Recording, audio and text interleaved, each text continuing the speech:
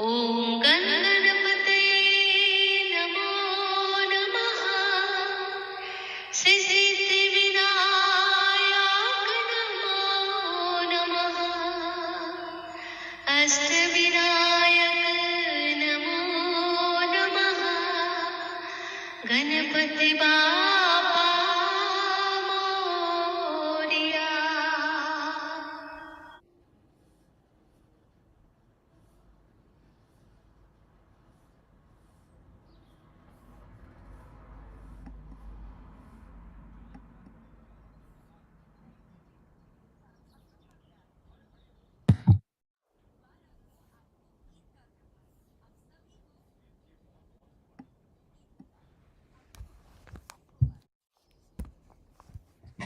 Good evening, everyone. Welcome to our low carb session today, which will be presented by Caroline and Daksha.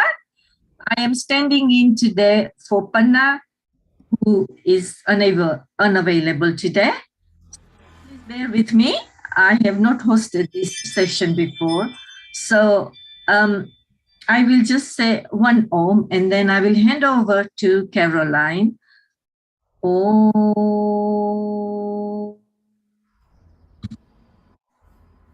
thank you. Caroline, over to you. Thank you very much, and thanks for standing in. That's greatly appreciated. And welcome everybody. I gather we've got an international audience tonight, having spotted a couple of attendees that are in Toronto. So I don't know how you found us, but you're very welcome. And Daksha's here for the last time, sadly, and she will be keeping an eye on the chat box for questions. So for those of you that may be new, what we do is I'll do a little bit of chatting. I'll put some PowerPoint slides on in a minute and talk around those. And then whilst I'm talking, if questions come into your head, put them into the chat box. Or obviously when I've finished, pop them into the chat box, and then we might be able to ask for people to actually directly ask their questions as well. It is nice if you can put your videos on so that we can actually see your faces, because it's so much nicer to be seeing people rather than just black boxes with names on. That's the way we work. So there weren't any great sort of questions or anything that came into the WhatsApp over the last few weeks. So I thought I'd just do a bit of a recap, because I know there's always new people coming in, but also other people may forget stuff that we talked about in past presentations. And don't forget that all of my past presentations, certainly for getting on for the last year, are on the YouTube channel. So you can see all of those old presentations. But I'll just share my screen now. And hopefully you'll be able to see my slides. Slideshow. Okay, so I thought I'd just recap really on what we mean by this healthy lifestyle, and particularly around the food that we eat, and why it really matters. I saw yet another headline in the newspapers today saying that Europe is seeing a surge in the obesity epidemic, and following on from the obesity epidemic nearly always comes type 2 diabetes as well, although you don't need to be obese to develop type 2 diabetes, as we'll discuss. But it's a constant problem in the modern world that our weight is getting out of control. People put all sorts of theories as to why this is. But the bottom line is it comes down to what we eat. Fundamentally, it really is all about what we eat. But I'll have a little look at the various different elements of what makes a healthy lifestyle. But as always, we always like to say that what I'm giving you here is information. I'm not here to give anybody individual medical advice. But what I do talk about is well evidence-based, not making it up as I go along.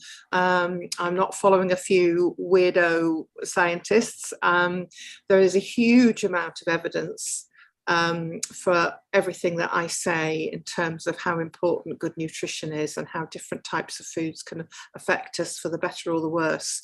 But I'm not here specifically to give you individual medical advice. So if you are going to change the way you eat, or take on exercise that perhaps you haven't done for a very long time, it really is important that you check with your GP or practice nurse if you're on particular medications, especially those for type 2 diabetes, blood pressure, or other cardiovascular conditions. So what do I mean when we talk about a healthy lifestyle? Well, it's a number of factors. The most important, I and Daxa, I think, would argue, is what you eat. Eating a healthy diet, and we'll come back to what a healthy diet is in a minute. Regular physical activity plays a really important part in a healthy lifestyle, but it must be seen as a completely separate element to what you eat. And I'll come back to that as well. So hopefully, if you're doing the nutrition bit well, you'll get your weight to a healthy figure, which is sensible for you as an individual. So maintaining a healthy weight is all part of a healthy lifestyle.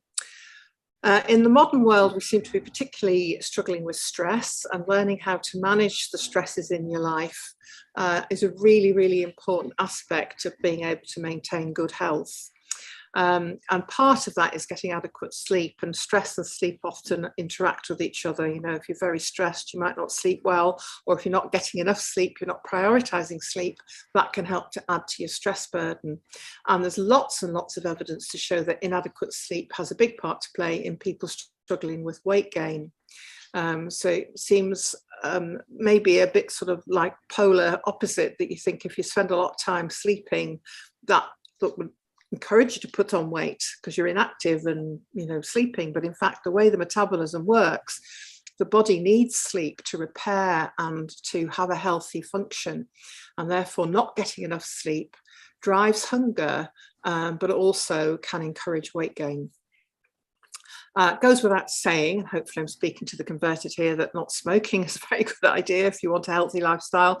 And for anybody that does indulge in alcohol, then again, that needs to be moderate. I am not a believer in everything in moderation as far as food is concerned. I think there are foods that we just should not eat ever. However, alcohol is one of those issues where a small amount of alcohol has been shown to be potentially beneficial, but clearly too much alcohol is very bad for us. And indeed, alcohol can play a part in stopping us from losing weight. So if we're really trying to lose weight, then it's a good idea not to partake in alcohol at all. But as I say, in this group, that's probably not an issue we have to worry about too much. So just wanted to talk about exercise a little bit before I get on to food. It's really, really important for a healthy life and a healthy body that we exercise, but you can't outrun a bad diet. And we really, really disagree strongly with the constant mantra that it's all about calories in, calories out, and, you know, we're all eating too much and not exercising enough. The truth is, the truth is, we may not be exercising as much as we should for a healthy body, but the fact that we're all getting overweight has got nothing to do with lack of exercise. It's to do with poor food choices. But I do want to stress that regular exercise is incredibly important for a healthy body. I'm not suggesting, when I talk about the calorie thing being a nonsense, that exercise isn't important for health. It is. But it must be seen as a separate entity and not mixed up with the whole food business.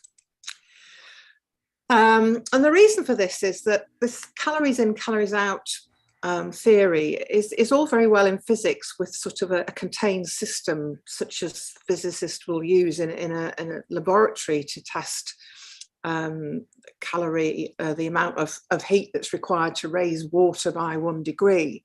And that's really where calories came from. The body is not a closed system, and the food that we eat varies hugely in not only its content in terms of fat and carbohydrate and protein and how that's digested, but how much energy is needed by the body to digest individual foods varies hugely, but also the nutritional value of the food varies hugely. And our bodies are driven to make us hungry when it needs nutrition. So if we eat 2,000 calories worth of rubbish that's not offering any nutritional value to the body, we will still be hungry. Whereas if we ate 2,000 calories of protein and healthy fats, we probably wouldn't manage 2,000 calories, to be honest, because we'd feel full and satisfied a lot quicker. So simply adding calories up and saying, oh, well, in order to lose weight, you need to simply just reduce the number of calories you eat each day and increase the output. That doesn't work, because if you're not eating nutritionally sound food, your body is still going to be hungry, but also, as I say, the amount of actual energy you get from foods will vary hugely. You can't simply put calorific value on an individual food. It's quite a complex idea to get your heads around. So this is just a very simple illustration. At the top, you've got a paneer curry, and underneath a very tasty looking sugary donut. Now, the calorific value of both of those is about the same. Obviously, if you weighed a portion of the curry that matched the weight of that donut, calories would be about the same, but the nutritional value in that curry will be hugely greater than the zero nutritional value, basically, of the donut. The donut is going to do nothing other than turn to fat in your body. So it's really, really important that we stop worrying about calories and we are more concerned about how nutritionally dense a food is. What's it going to offer our body? So the bottom line is, we eat to fuel our body. Just like you put petrol in the tank of your car so that it will go, we need food to keep our bodies going. But that food should be appropriate to our bodies. And the bottom picture, I'm afraid, is a man-made creation that's got absolutely no benefit to our body other than being turned into fat. And the whole reason that our bodies are able to turn excess carbohydrates into fat is because we were designed to live in an era when we didn't have sufficient food day in, day out. So we have this ability to turn food like carbohydrate into fat to sustain us in days when we have nothing to eat. The problem today is we eat the donuts on top of the curry, on top of other things, and we are constantly just storing fat and never actually starving in the way that means we need to utilize that fat. So I hope that makes some kind of sense. Anybody that's been to the gym and been on a bike or a treadmill or something that counts the calories you're using while you're doing the exercise will know you've got to absolutely go for it for ages to burn even about 10 or 15 calories. It always feels like forever to me.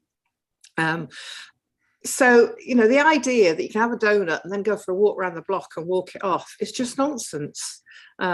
So the whole calories in, calories out idea is just too simplistic. It leads people to think that as long as they count the calories, they're not worrying about the actual nutritional value of the food. And it leads to what we talk about quite often in the modern world is being overfed and undernourished. We're eating and constantly laying down fat, but we're not eating and repairing our bodies and treating our bodies with respect. We quite honestly give machines and things that we buy far more respect than we do our own bodies when it comes to fuel. The why it matters about what type of food we eat is that the modern diet contains huge numbers of carbohydrates, a lot of man-made refined foods, or even rice and pasta and things like that have become very popular. Rice isn't man-made, it's grown, but unfortunately it's been cultivated to be much more refined now and much more starchy than perhaps the rice that our grandparents would have eaten. So it's full of carbohydrates. And the modern diet, particularly the Western diet, with snacks and processed foods making a huge part of the daily intake, means that our blood glucose is causing significant stress on the body. And the way that it does that, oops, things are going too fast. Yes. Okay. We are only meant to have the equivalent of about 1 teaspoon of sugar in our blood at any one time, around 5 grams. And as soon as we've got more sugar in our blood than that, we need to get it out of the bloodstream very quickly because the sugar is toxic to all our important organs and tissues. So we have a hormone called insulin that's produced by the pancreas in response to blood sugar going up. So as soon as you eat a very carby meal and your blood glucose rises, you get a surge of insulin coming into the bloodstream. Now, if you're currently insulin sensitive, what that insulin does is helps the sugar to enter the cells into our muscles and some of our vital organs, which again have a maximum amount that they can hold, and it's not a huge amount. So once all those cells have accepted the bit of sugar that they can tolerate, any excess sugar goes to the liver where it's converted to fat. And as I said earlier, that is a design meant to cope with those times when we have a little bit of excess carbs, to store some body fat as a reserve for when we don't have food. But in modern times, that situation very rarely arises. So what happens is, over years of constantly bombarding our bodies with lots and lots of glucose, and remember, all carbohydrates break down to sugar. So when we talk about sugar, we are talking about any carbohydrate, be it savory or sweet. Bread, pasta, rice, they're all savory carbohydrates, but they all turn to sugar in our guts and get absorbed into our blood as blood glucose.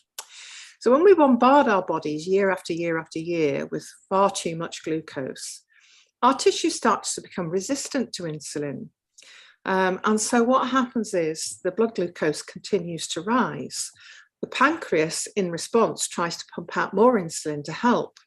And so we end up with high levels of sugar and insulin in our blood system. And this is really bad for us, and this drives inflammation. So we've got a double whammy now of a hormone that we shouldn't be seeing in huge amounts in our blood, as well as the sugar not disappearing as fast as it should into the tissues. And the liver will be churning out as much fat as it can with all this excess glucose. And often the liver gets absolutely chock-a-block with fat. And that's known as non-alcoholic fatty liver disease. And that is the #1 cause of liver failure in the Western world now. It's taken over from alcohol as a cause of liver damage. Very, very quickly rectified if people go on an extremely low carb diet. But as long as they keep eating lots of carbohydrates, that fat will continue to be made in the liver. So just to sort of give you an idea graphically, if you eat a meal and it's got a lot of sugar in it, very quickly after you've eaten that, a lot of that sugar, the carbohydrates start to be broken down in the mouth, and then further broken down in the stomach, and then gradually parts of the intestine as well. And you get these sugar highs, like the red bar here is a very poor, high carb, highly processed meal. So you can see you get this massive peak. But even the more refined carbs and the whole grains that people go on about being healthier, they're still carbohydrate. Might take a little bit longer to hit the bloodstream, but they do, and they still do it in a peak that causes an insulin surge. Whereas if you've got a much more balanced meal with just a very small amount of naturally occurring carbs along with fat and protein, then you can see the blue line gives you a much more steady state, and that's much more healthy for the whole system. So that's what we're aiming for, just to have these nice little, not a peak, but just a nice little curve, sustaining the body through to the next meal. And we shouldn't be eating frequently either, because all that happens if we eat frequently is we get constant little peaks, and that's constantly challenging our pancreas to churn out the insulin and generally not giving our body enough time to digest and deal with the previous onslaught of food. So we are only meant to eat a couple of times a day, really. The idea of 3 meals a day is a modern phenomenon. Early man didn't have the opportunity to eat regularly yet when he could. But, they could have long periods, and we are designed to last for long periods without food. Again, just to show you the difference between high carb and low fat, because low fat was the great trend over the last few decades. It was all about low fat to protect your heart, because of misinformation about food in your fat in your food suddenly going into your bloodstream and clogging your arteries, and that simply doesn't happen. Healthy fat does not clog your arteries. Healthy fat sustains you and contains important vitamins, and it's really, really important for the body's functioning. So if you eat a high carb, low fat meal, as the red bars graph here shows, you get these peaks. And then you get dips that make people hungry, and then they eat again, and off you go, the same cycle again. Whereas if you eat a low carb, but high, when we talk about high fat, we're not talking about it being all fat, but a much higher fat than people think of in the old-fashioned way, containing healthy animal or vegetable fats such as olive oil or coconut oil, avocado oil, those sort of healthy oils, then you get this lovely straight line where you don't get these awful peaks. And David Unwin, who's a GP up in Southport, who's sort of one of the pioneers in the UK of helping people to thrive on the low carb approach to diet. He shares with us many of his patients' success stories. And this is a chap who gave up carbs in October 2019. He was very overweight. He was type 2 diabetic and he was suffering from sleep apnea. Sleep apnea is quite common in people who are very overweight. And he was on the waiting list for the clinic for some treatment for his sleep apnea. And David saw him, convinced him that a low carb diet was a good idea. And you can see the dramatic effect that that had on him. He lost 6.5 stone, he reversed his type 2 diabetes, and he no longer needed the appointment for the sleep apnea clinic when it finally came, because it had gone, because he'd lost the weight that was causing the problem. So it really does work, and it really is important for good, healthy functioning of the body that we are not bombarding it with all this highly processed food to deal with. But you will still constantly come across people who think that low carb diets are a fad, that they're unhealthy because we're encouraging you to eat more fat than we've been used to over the last few decades. And I think this cartoon sums it up beautifully, where the doctor is acknowledging that this person's lost weight, reversed their diabetes, cured their high blood pressure, which frequently happens when people change their diet to low carb, lowered your cholesterol. So despite the fact they're eating more healthy fats than people think is good for them, these people's cholesterol profiles often improve. And because they're feeling better and have more energy, these people are usually able to take a lot more exercise. So the doctor acknowledged all of this, but then says, but I'm warning you, a low carb diet is bad for your health. And that's what we're up against. And we have to just keep ignoring that noise that people are saying it's bad for you, because the low fat diet has been the recommended diet for the last 3 or 4 decades. And during that time, obesity and type 2 diabetes have risen exponentially. A low-fat diet is clearly not suiting the human race, and it's not sorting out our health problems. It's driving the health problems of the modern era. So it's really important that when you hear that kind of noise, you shut it out. What's important is that we eat real healthy food, the kind of food that the human body is designed to digest and utilize. So what do we mean by real food? Well, real food doesn't need a label on it to tell you what's in it. You're able to see by looking at it what it is, be it a piece of fruit or a vegetable, or meat, fish, dairy products that have come from sustainably farmed animals. So real food is the ingredients. It doesn't have an ingredients list because it forms the ingredients of a healthy meal. So real food, as I say, is anything that grows naturally and has had minimal processing. So obviously you might get dairy products such as cheese. They've obviously taken milk and created cheese. That's a process, but it's minimal and hopefully very few additives. Yogurt's another really good example of a natural food that if you eat natural yogurt, it simply is the milk that's had biocultures added to it to allow it to ferment and become yogurt. If it's one of these fruit yogurts or these low-fat yogurts, then it becomes a processed food because they've fiddled with it. They've taken out the fat, and in order to make it palatable, they've had to add stuff to it, such as thickeners, sweeteners, fruit, etc. So when we talk about real food, we talk about food that man has had very little interference with. So vegetables, preferably those in season, again, because the world is now a global village and vegetables and fruit can be flown all over the world. We should try and eat local seasonal vegetables as much as possible. And if we eat local seasonal fruit in this country, then most of the fruit we eat will also be healthy. If we eat the tropical fruit that's flown halfway across the world, that is not what's in our natural diet here, and it's full of sugar. because most of those tropical fruits have been bred to be much sweeter than they would have been even 50 years ago. And they are basically just nature's candy. They contain sugar and they're not going to do us any good. But seasonal berries, the kind of traditional apples that grow in the UK, the pears that grow in the UK that are only available in the autumn, they are relatively in small quantities healthy for us. But the bulk of our food should be the protein element and vegetables that are, as I say, hopefully locally sourced and seasonal. Eggs are one of nature's perfect foods, and again, if we can get eggs that are free range as much as possible, so that the chickens have had a chance to eat a variety of feed, not just the meal that the factory, farmed chickens might have, then the eggs will be highly nutritious. So that's what we mean by real food, and that should make up the bulk of our diet.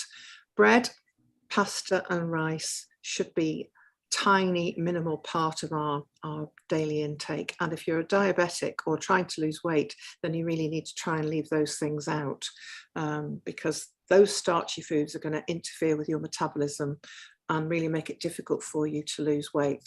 Or if you're diabetic, they will continue to challenge your body and not allow it to recover.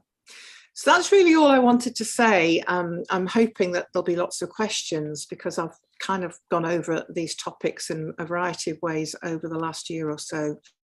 But I did want to, and these slides will be available obviously on the YouTube, and Panna or Rekha will hopefully put them onto the WhatsApp group as well.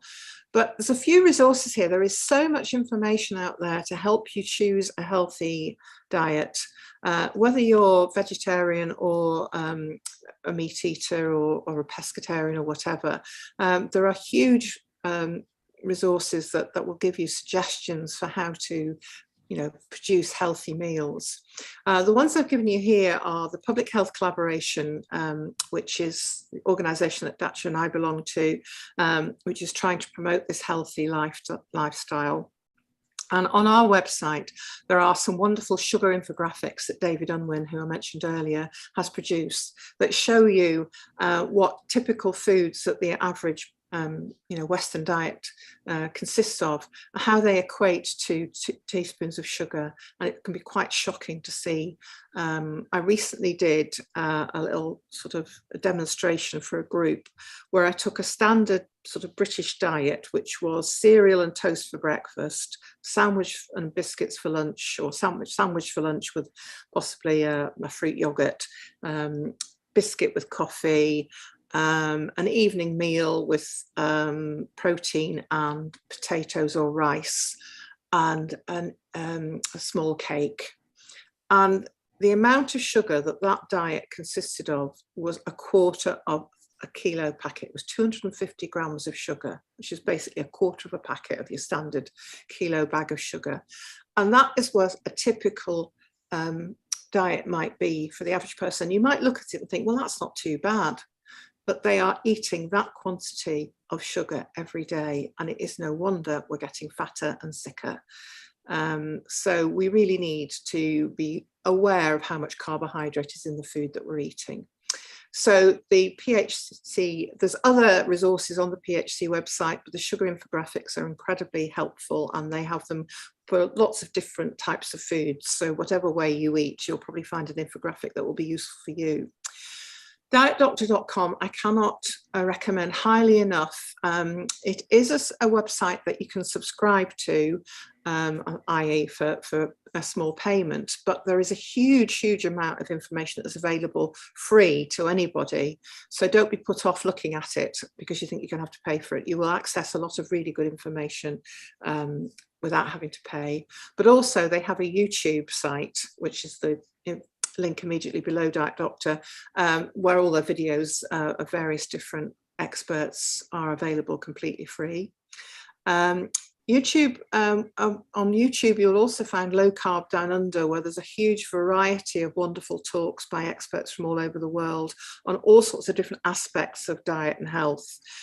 So again, you'll find something on there, I'm sure, to suit you and where you are currently with either weight, diabetes, or other health issues. Low Carbs Africa is a great website for people who, again, like spicier food, because the lady that runs that has fantastic recipes, all sorts of wonderful creations, but they tend to be on the spicier side, but they're all low carb and a great way to help to sort of learn how to adapt things that might be traditional recipes, but help to make them a bit more low carb. And the Keto Fitness Club is another website which is run by a chap and his two young his teenage children, and they've really got into what they call the keto lifestyle, and keto really is just referring to extremely low carb, but keto recipes are still suitable for anybody. And apart from lots of information on that website, you will also find a wonderful variety of recipes, again, to help learn to adapt foods that you normally like and adapt them in a low carb way. The bottom one, it's not very clear from the website address, but it's Dr. Rangan Chatterjee's website of all his podcasts. You may have come across on the television. He has been, I think he's on daytime television quite a bit now on the breakfast program. He's also got a Radio 2 program on a Sunday night, but he's a former GP from this part of the world where Thatcher and I live, up near Manchester. But he's really gone into the whole lifestyle functional medicine route now, and he's written a number of really good books about how to lead a healthier lifestyle. But his YouTube podcasts are fantastic because, again, he gets lots of really great experts to talk about lots of different aspects of lifestyle. And as I mentioned right at the beginning, a healthy lifestyle is not just about food and exercise, it's about other issues such as sleep and stress. And he talks about things like meditation and all sorts of things that can help us with controlling stress in the modern environment. So they're all really good websites to look at. And then on the left-hand side, there's a couple of apps that are well worth looking at as well. Freshwell is completely free. It's run by a GP practice who have embraced the low carb approach and are teaching their patients, particularly their patients with pre-diabetes or diabetes, how to live more healthy lives. And they've come up with this fantastic app that's not only got information on it, but again, it's also got recipes. So it's a really good one to have a look at. And then the other one I've given you here is Carbs and Cals, which don't worry too much about the calories, but on that app, and you do have to pay for the app, but it's not a lot. I think it's around £3 or £3 or £4 to download the app. And it gives you the carb, protein, fat content for lots of common foods.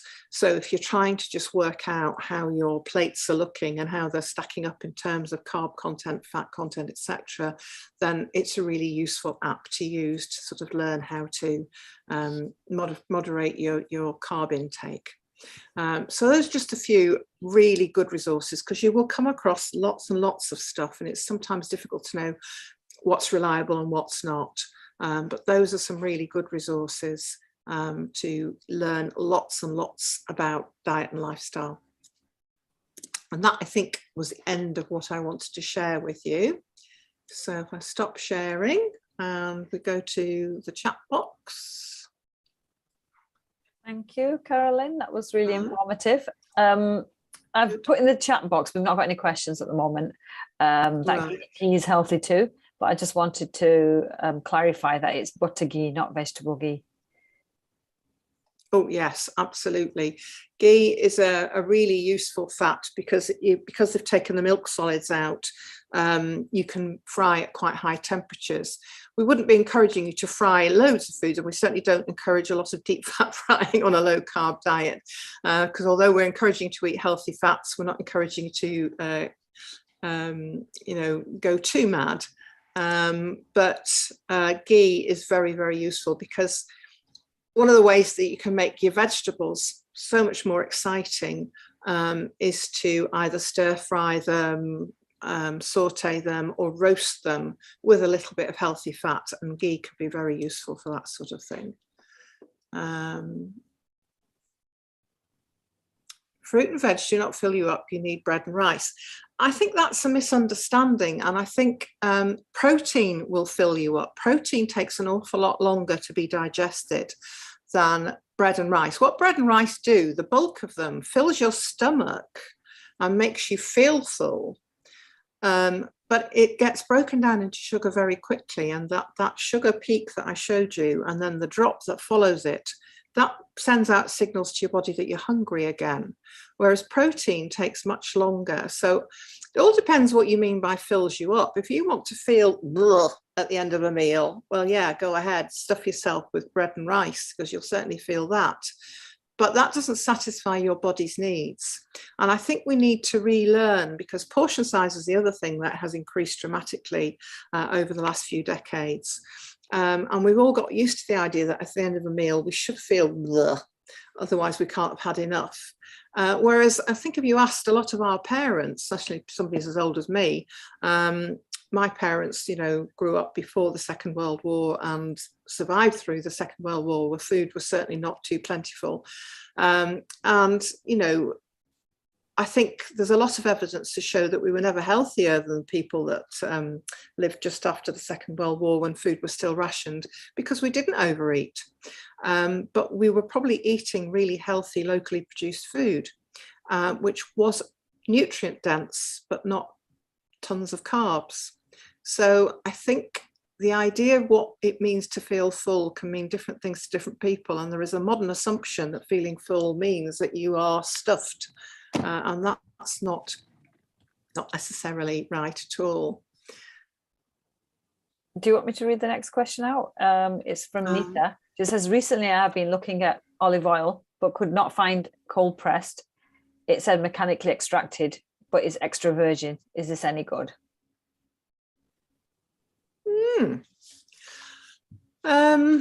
I can't see how it can be extra virgin if it's mechanically extracted, unless by mechanically extracted they just mean they've used a mechanical press. I feel like that's what it means. I think that might be what it means. So if it's extra virgin, it should be fine, because it would be very unusual to get extra virgin olive oil that has been industrialized and refined. And the words that we are looking for, that we want to avoid on oils, is refined and what's the words they use? Actually, it's gone from my head now. But I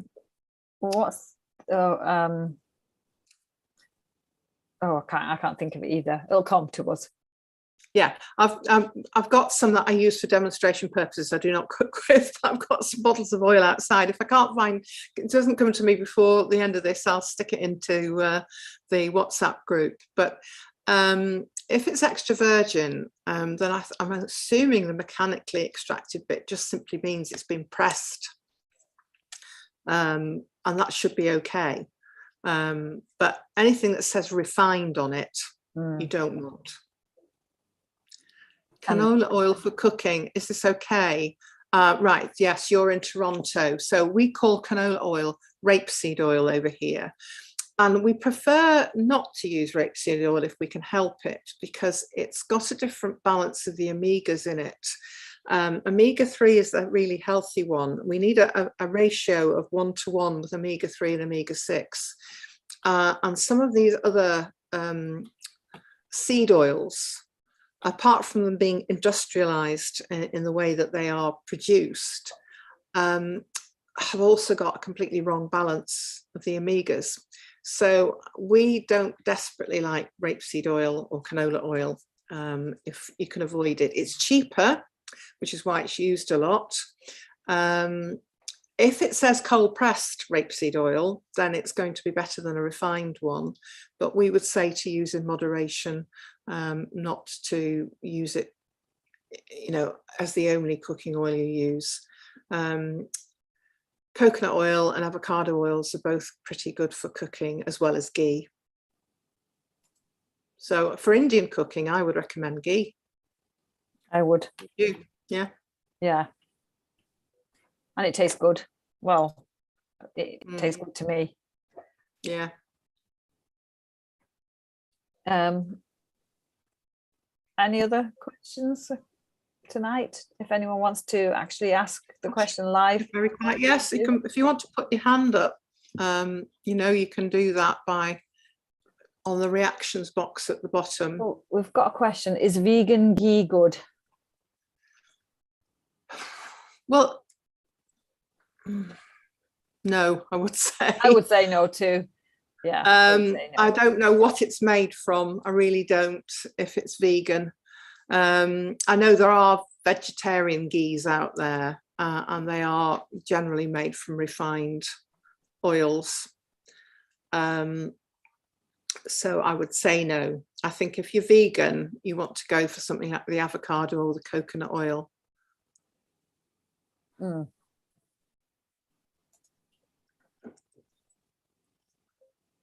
I think Rekha Panchal has got her hand up. Oh, okay. Oh, yes. Wanted to, can you hear me? Mm-hmm. Yes. Yeah, I wanted to ask a question regarding, like for vegetarian, because I don't eat any chicken or meat, but I find it's very difficult. And sometimes with the lentils also have quite a bit of carb as well. Mm. So is there a limit for the, when you eat lentils that you should only eat half a cup or something cooked, or do you have any rules for that? Because I like lentils, but I know that they have carbs too. Yeah. No, it's a very good point. The good thing about lentils is they've got quite a high fiber content as well, which does help a little bit to slow down the breakdown, and the gut does need fiber. But yeah, I think if you're not eating any meat, then it's a little bit more difficult to get the right balance of protein and keep your carbs very low. And I think it's really hard for vegetarians to go really low carb. But on dietdoctor.com, you will find quite a lot of vegetarian ideas for recipes with the carb content. So I think a lot depends on what you're having for your other meals. Do you have dairy? Yeah, I do. Yeah, so you can get protein, if you have the higher fat yogurts and things for one meal, say your breakfast, and you're keeping the carb content pretty low for that meal, then, we talk about low carb being anything under 130 grams of carbs a day. So that gives you some scope to have carbs with the other meals, and as long as you're choosing those carbs carefully. So root vegetables and things like that have got quite a lot of carbs. So if you were having a meal that had lentils or chickpeas or something like that in it, then you'd need to watch what other vegetables you were having so that you're not adding lots more carbs. So you go for the leafier vegetables and so forth with that. Yeah, so chickpeas with spinach or something like that is better. Yeah.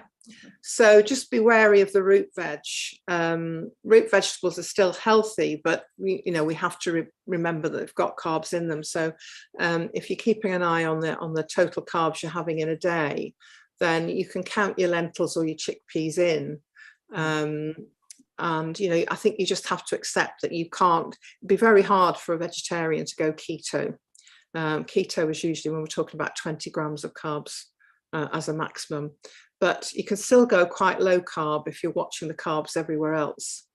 Have you tried things like cauliflower rice and so forth? So you can, you could have quite a nice curry made with some lentils and so forth on cauliflower rice, and that's keeping your carbs much lower than. I haven't had cauliflower rice, but I do try quinoa. Well, quinoa will still be quite carby.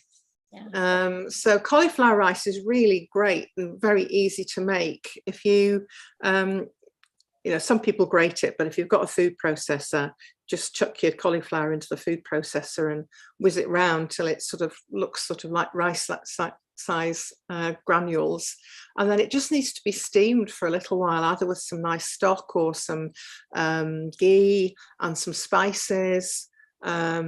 And within a few minutes, it's soft enough to form a bed for the curry.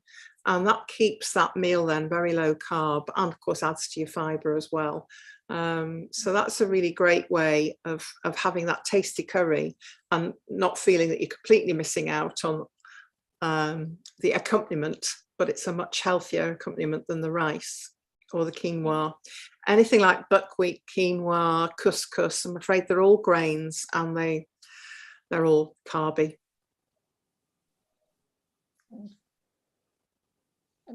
Sorry, just one last question about roti as well. Whole wheat roti is also carbs, so that is also not. I'm afraid so. Mm. Yeah. Okay.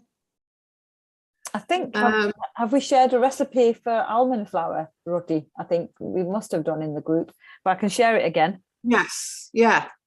I mean, there are some of the websites I've mentioned you having a look at have got some good alternatives to things like chapatis and flatbreads and so forth, made using either almond or coconut flour. You can make some really nice low carb breads as well, which are much more filling than traditional breads because they've got nut flours in them. Nut flours have much more protein than standard flour, and so they are much more filling. So, you know, it keeps both the carbs down and satisfies you more. Wasu's got her hand up and she's had it up for a little while. Wasu Ben even, sorry, don't mean to be disrespectful. Okay. Wasu Ben, do you want to unmute?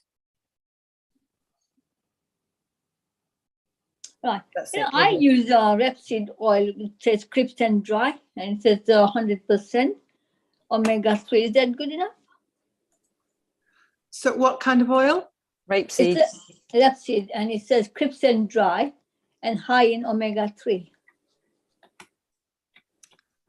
I've been using I'm that. not familiar with, yeah, I'm not familiar with crisp and dry rapeseed oil. I got a bottle in front of me. Yeah, I'm just Googling it. But yeah, if you've got a bottle in front of you, what's the back say? Sorry? What's the back of the bottle say? Is it? It's a lower saturated fat and saturated fat, then olive oil as well, it says. Visit our website, and I can't read this. Right. So it says it's high in omega-3. Does it say how Yeah. much omega-6 there is in that?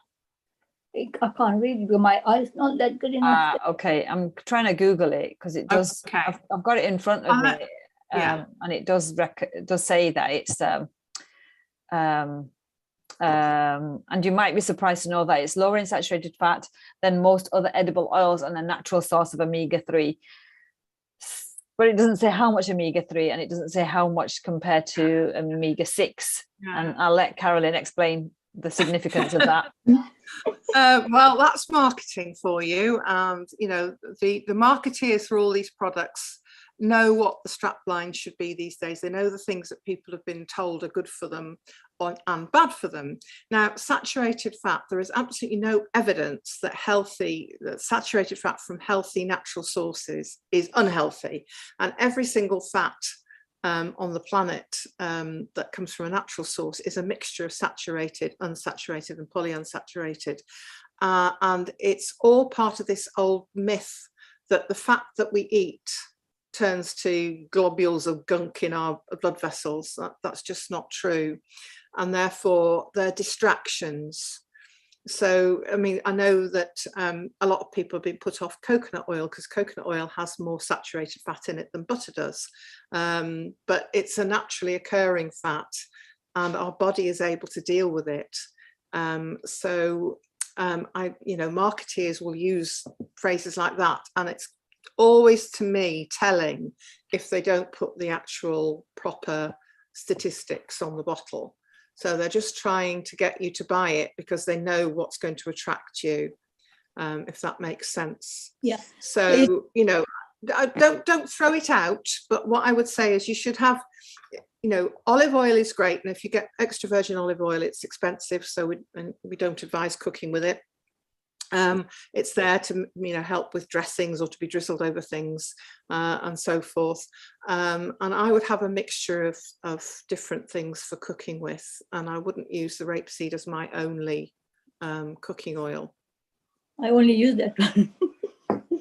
Sorry? I only use the rapeseed oil for cooking my vegetable and everything.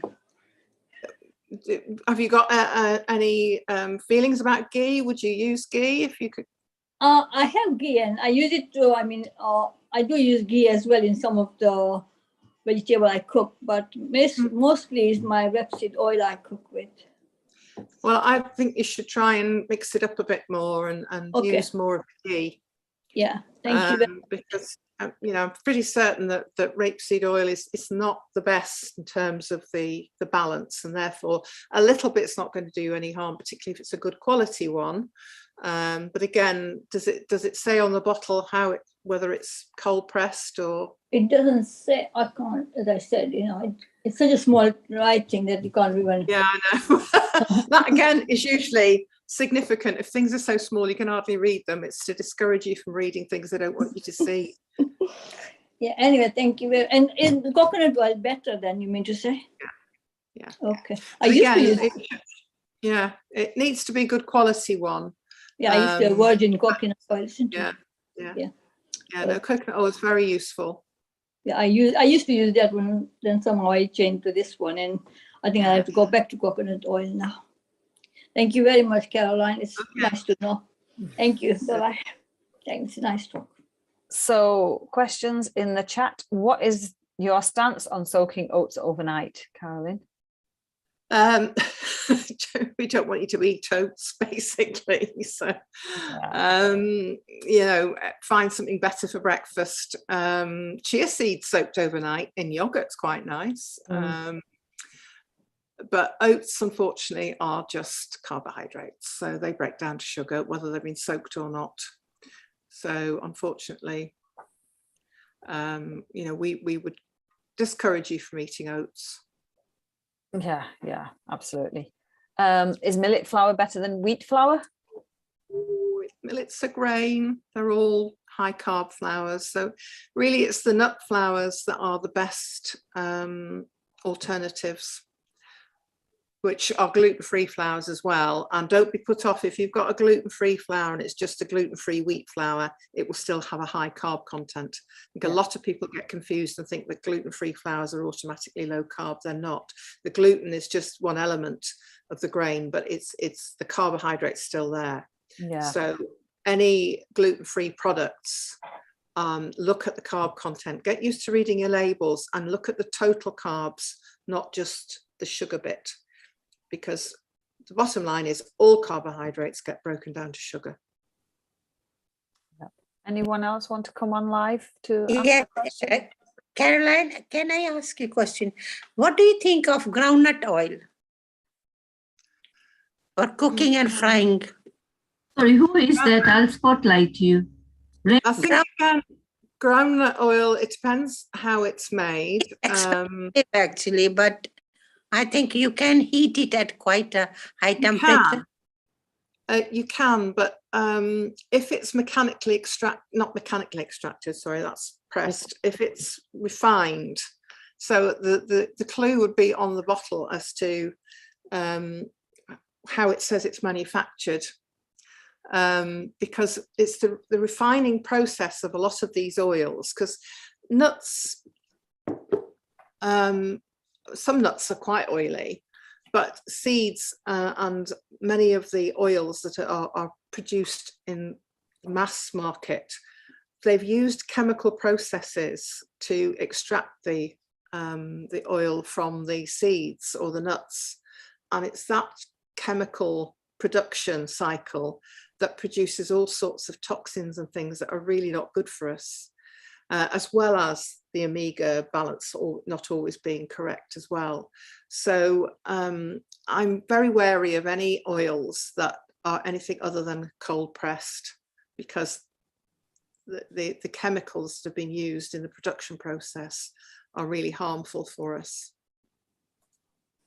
So what is the difference between cold press? Means how do they Cold press, extract? well, it's something like an olive. They just literally squeeze it to get the oil out. Okay. So no heat has been required to extract the oil from the fruit or the seed.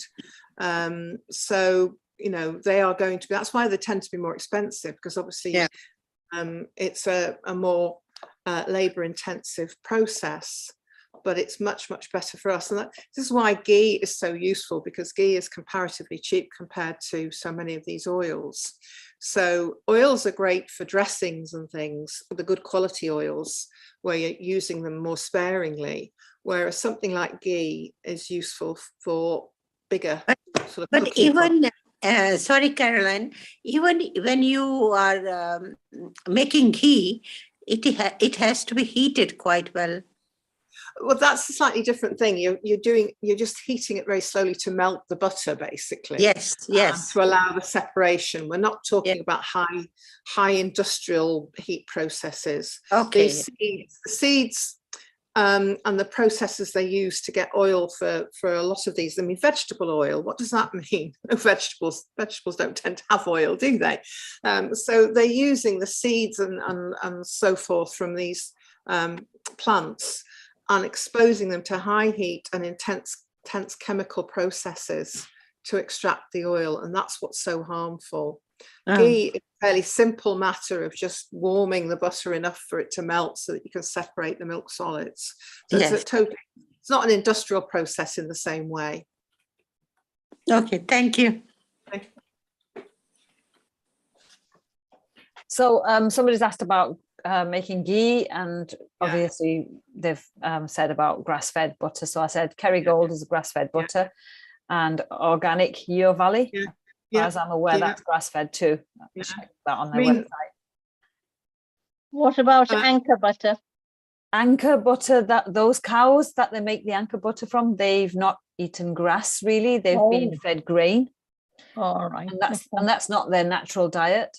If an animal eats its unnatural diet, it causes inflammation in their body. Just like when we eat foods that aren't natural for our body, we get a lot of inflammation. And inflammation is generally the root cause of our problems. All right. So Kerrygold. Yeah, so Kerrygold butter and or organic Yeo Valley. And the last time I looked in Sainsbury's, they were both the same price. They were about £2.15 each. Might be able to get them cheaper somewhere else. So you are recommending Kerrygold, not Anchor butter? Not Anchor. Anchor butter used to many years ago, because most Indian households all use Anchor. It used to be grass-fed. It used to be from grass-fed cows. But, you know, they change the marketing. They do some things to make money. They still charge you the same. And their product is actually a lot cheaper. So they're just increasing their profits, unfortunately. Okay. Next time I'm buying gold. Yeah. I mean, you know, it's from cows from Ireland, aren't they? Yes, Kerrygold's Irish. Yeah. Okay. The Emerald Isle, lots of grass in Ireland, lots of rain in Ireland. So grass. Another question can I ask you about pasta? So I bought gluten-free pasta, and it has got 57 grams of carb and only 0.2 grams of sugar, but it's not good because it's high carb, is it? No. See, that's right. Don't be misled by the sugar bit. The manufacturers separate it out because they want to fool you into thinking, oh, there's only a little bit of sugar in that. Yeah. But the 57 grams of carbs is all quite sugar. not. Okay. Yeah. All right. So the gluten-free doesn't make a scrap of difference, as I say. That again is a common mistake that people make, that they think, oh, they've taken the gluten out, it's healthier now. Yes, we're all for gluten-free, but any wheat flour, unfortunately, is still going to be very carby. So fortunately, there are a few pasta brands that are made from things like pea and one or two other kind of substances, but you know, even in Italy they don't eat pasta the way we eat pasta as often as we eat it either. So these things have become very refined and far too common in our diets now. Yes. So Thank you. better to avoid, I'm afraid. Thank you. Somebody's put something here about sunflower oil. Sunflower oil is another one of these seed oils that, you know, is just not going to be good for you. So I wouldn't have sunflower oil. Anyway, you can't get nowadays in the Sorry? You can't get nowadays. Well, yes. Yes. you know, when people were going on about, oh, it's going to be awful, there's no sunflower oil on the shelves, and I said, your problem is, you know, good. Let's, you know, I wish the reason why it wasn't there wasn't happening, because obviously it's not good news for Ukraine. But you know, it just shows that people have become dependent on it because they've been, you know, conned into thinking it's a healthier oil, and it's not. Good old butter is far better. So yes, somebody's saying, what about shop bought KTC ghee? I'm not sure about. It's a the brand. typical Asian brand. I don't buy it, but it doesn't mean I know what's in it. So you're better to look at the ingredients in it. And I don't know if it'll say if it's from cows that are grass fed. If not, maybe you can do a bit of a Google search, see what you can find out. Generally, the grass fed ghees are quite expensive. So if it's kind of as cheap as all the other ghees, give or take a little bit, then I assume it won't be grass fed, because the grass fed ghees are quite expensive. Yeah. But you can make your own, and it's easy, and it's good value for money. And I don't know about the Patanjali jelly make either. I'm so sorry. No. So we can do some detective work. It's always good to do that anyway. It's empowering. Nut flours, I don't know about makes of nut flours. I just look, I buy a lot of my stuff like that from Buy Whole Foods online, which is a good, you know, online distributor, and it's reasonable price. A lot of the Asian shops have bigger packaging of things like almond flour than you get in the standard supermarkets, so it works out at better value. Yeah. But it's not really about a brand. It's just get used to reading labels, and the two important things to look at are the nutritional label if it's a packaged food, and look for the total carbohydrates, but also look at the ingredients list. And if the ingredients are just what it's supposed to be, for instance, coconut milk, a can of coconut milk, if it's got lots of things other than coconuts in it, it's probably cheaper, but you don't want to be using it. Whereas if it's got a very high percentage of coconut, then that'll be a much better quality product. And you know, nut flour should just be pure ground, whatever the nut is. Yeah. So, you know, it doesn't matter what brand it is, as long as all it contains is milled nuts or ground nuts. You can grind your own nuts as well. I mean, I quite often, if I've run out of almond flour, but I've got almonds in the cupboard, I'll just whiz them up in the food processor to make them into a flour. But they are much more widely available now than they used to be. So Can we mix with the flour, the ordinary flour, the wheat flour? Can we mix some of this nut flour and other grain flours, like multi flour? You can start by trying to sort of do that if you want, but the problem is when you use nut flours, you don't have the gluten that's in the ordinary wheat flours. So you usually have to add something like psyllium husk or linseed to give you a little bit more of stickiness binding that the gluten does. So I couldn't advise you on how you go about replacing the gluten if you're cutting out some of the wheat flour. And at the end of the day, you're still going to have quite a lot of carbs in the end product. So you're probably better just looking for recipes that are designed to be low carb, using the nut flours, and then you'll have the right additions. Somebody told me that we can get gluten-free flour in Tesco, in many other stores. Is it true? Gluten-free flour is just wheat flour that's had the gluten taken out, but it will still be very high carb. Okay. If it's wheat flour, it's just carbohydrate, because unfortunately that's what wheat is. So, you know, there is no, you know, there's no wheat flour that is low carb. Oh, okay.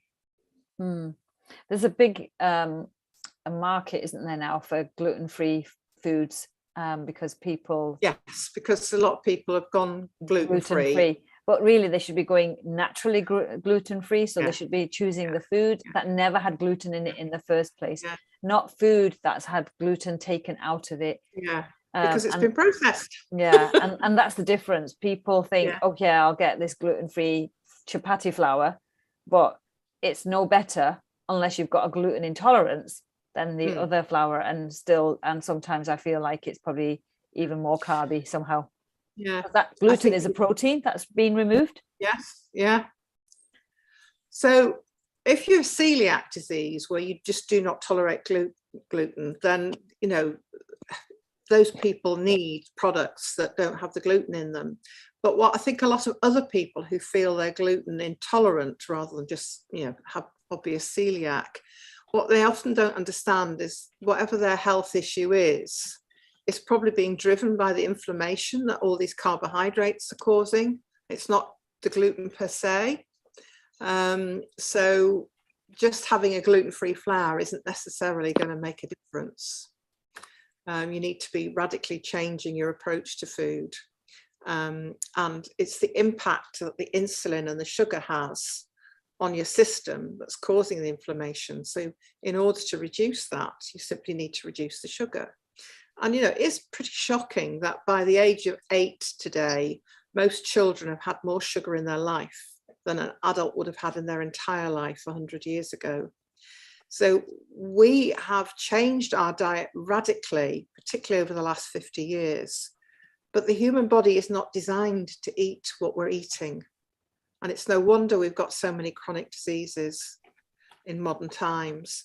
You know, heart disease, you didn't have a cardiac specialist at the turn of the 20th century because you didn't have heart disease.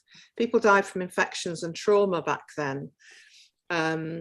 Cancer, dementia, all of these things that are on the increase. People are looking for all sorts of causes, but one of the most significant causes is the change in our diet.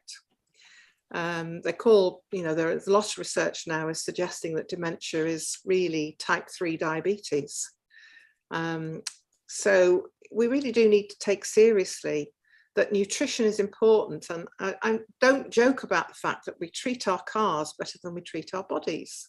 And we never think twice about the stuff we eat. We eat for pleasure now more than we do for nourishment. And yet the principal reason for eating should be to nourish our bodies. Whereas we allow our minds, our psyche to take over now and go, oh, but I like that cake. I like the sweet stuff. Yeah, we can like it because it's a quirk of nature that we were designed to like the sweet stuff so that we ate it when it was in season, so that we lay down the fat to see us through the lean times, through the winter. But because we have that attraction to sweet stuff, the manufacturers have cottoned on to that. And they now, if you look at the ingredients list on loads of savoury foods, you will see that there's sugar in there. And that's not for preservatives. It's not an accident. It's all there deliberately very often because the manufacturers know it makes us want more. Whereas what we should be doing is feeding to nourish, not feeding purely for pleasure. There's nothing wrong with the social aspect of eating. And, you know, going out for a meal with friends and family is a great thing to do. But we've kind of now been hijacked into thinking it's all about pure pleasure on the palate. It's just about those wonderfully tasty things that might actually have no nutrition in them at all. So we really do need to take seriously the reason why we eat and try to be more thoughtful about eating to nourish ourselves.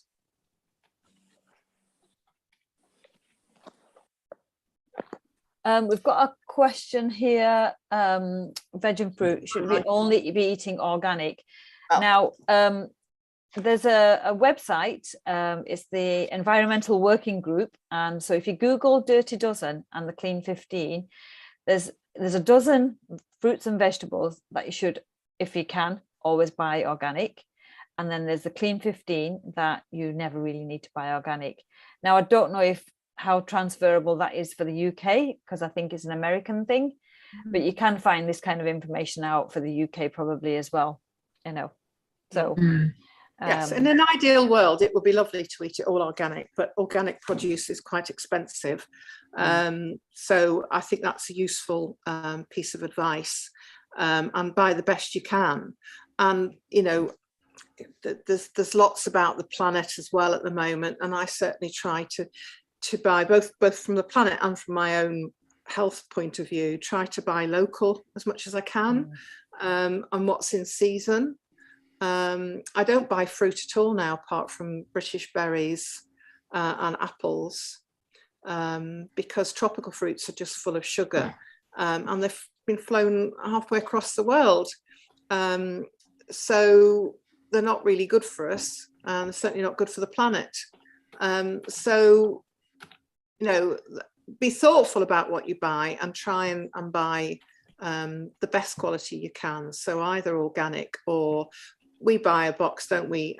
Actually, we've got a local farmer who does box deliveries. So we get whatever he's producing at the time. And he's not organic yet because it takes a long time to be classified as organic because of the processes they have to go through. But he is very definitely trying to grow everything without artificial fertilizers and weed killers and things. He's doing it as sustainably as he can, and the quality of the stuff is wonderful, but it's also just purely what's in season in the UK at the moment. And you know, that's what we're trying to do, both for ourselves and to support farmers. It's the same with meat. I mean, if those of you that do eat any animal produce, I buy from it's not so much organic, but it's what I'm trying to say, free range. Free range. Thank you. Good. So my brain's gone tonight. Free range food. Because again, it's small farmers who are trying to convert to that way of farming, but because it takes years, they've got to go through the process. So I'm trying to support them. What I won't do is ever buy meat and poultry from the supermarket, because they're driving the poor farmers out with their low prices, and the quality is going. But I'm trying to sort of keep within my own budget, but also support those people who are trying to do a better job. And that's all I can say is do the best that you can. We've all got different incomes, and you know, but try to be thoughtful about it. Okay, I think we've gone past 9 o'clock. Should we now stop that? Well, I hear that Daksha is your last day today. It is, sadly. Sorry. It's going to be really sad to not see you all again. Well, you never know. I might pop in if I've got a free moment. Yeah. Yes. Because, but may I please thank you on behalf of Women to Women for all your support and volunteering work and support for our ladies. Thank you very much. Thank you. It's been my pleasure. It's been my pleasure. This is where our passion lies. Yeah, really, you know, it's a real lovely opportunity, so thank you. But please do come, even as an audience, you know, and ask questions to Carolyn. Yeah, ask Carolyn difficult questions. I'm sure. Okay. Thank you very much. I just want to say to everyone, just keep doing what you're doing, even small changes. Don't try to go for perfection. Try to go for good enough, you know. Yeah. And if you could send your recipe of the almond flour roti. Almond roti, yeah. In the group, and you are going to stay in the group. I'll stay in the group. Yeah. I'll stay in the group. There's no need to leave the group. Yeah. Lovely. For sure. Okay, Caroline, have we finished now? Yes, I think so. I think somebody's just put something about the order that you eat food, but I don't know that there's anything specific in that. I mean, all good healthy foods should contain a variety of those constituents. So separating them out isn't that practical. Somebody also mentioned, I think I just saw something flying by saying nuts are quite high in fat, but that's all right, they're healthy fat. So, you know, that's why we recommend not eating too many of them, but we shouldn't be frightened of healthy fat. That's just the last thing I wanted to say. A lot of damage has been done by making us frightened of fat. and we shouldn't be if it's coming from the right sources. Mm. So the next meeting, I think, will be the 7th of June. So Okay. Yeah. ideas in the Fantastic. WhatsApp for topics. Yeah. Please. Thank you. Okay. Thank you all. Have a good evening. Yeah, Bye all. Take Bye. care. Bye. Bye. All the best, everyone. Thank you. Thank Take you care. very much. Thank Thank you. you, Daksha. Thank you for hosting as well, Rebecca. Yes, No problem. thank you. I'll try and stand in for Panna if she's. Yeah. Well, I hope blessed. she's okay next time. Thank you. Yeah. Stay blessed, everyone. Interesting. Take care. Bye. Bye.